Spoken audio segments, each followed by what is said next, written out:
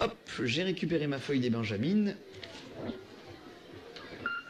Et le petit clin d'œil de Galad, évidemment. C'est parti pour les Benjamines, la finale, 2000 mètres à parcourir. Elles se sont qualifiées dans les séries avec les points chauds, mais aussi avec la qualification sur la ligne. Et tout de suite, c'est le dossard numéro 53 qui vient de prendre le commandement, Inès Fitoussi.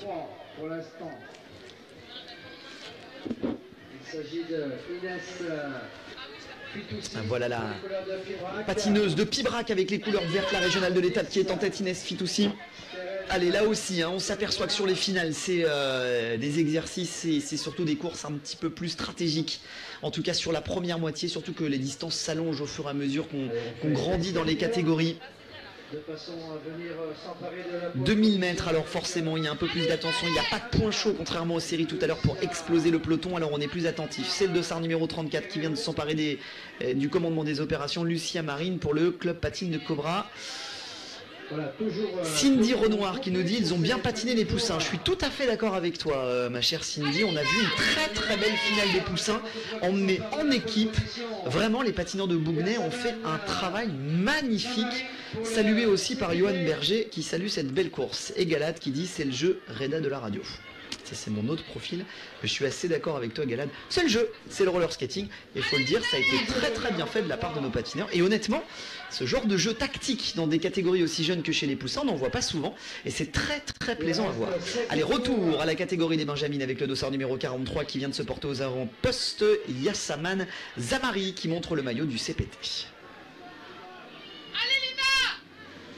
Allez, les encouragements de Maxime Lebris. Allez, le RS Landévent. Oui, on vous entend en Mondiovision. Alba, Antonin Fernandez. Le dossard numéro 63. C'est Erinoché pour l'Asta de Nantes. Voilà une course bien tassée, 3-4 pelotons. Difficile de garder sa place, difficile de la conserver. Troisième position, on aperçoit le numéro 50. Il s'agit de Lina Taloussi pour l'Alva de Nantes. L'Alva de Valence d'Agen, pardon. Piste sur laquelle on s'exercera demain.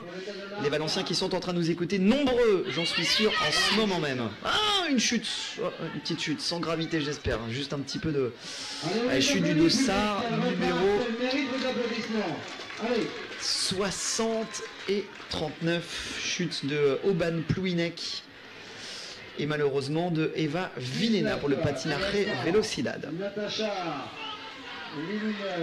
Allez, Natacha Lindenskov pour le Danemark qui est en tête à 3 tours à ce prochain passage sur la ligne. Le Danemark qui est en tête pour le moment avec beaucoup d'observations, vous le voyez à l'écran, ça jette des coups d'œil à l'extérieur.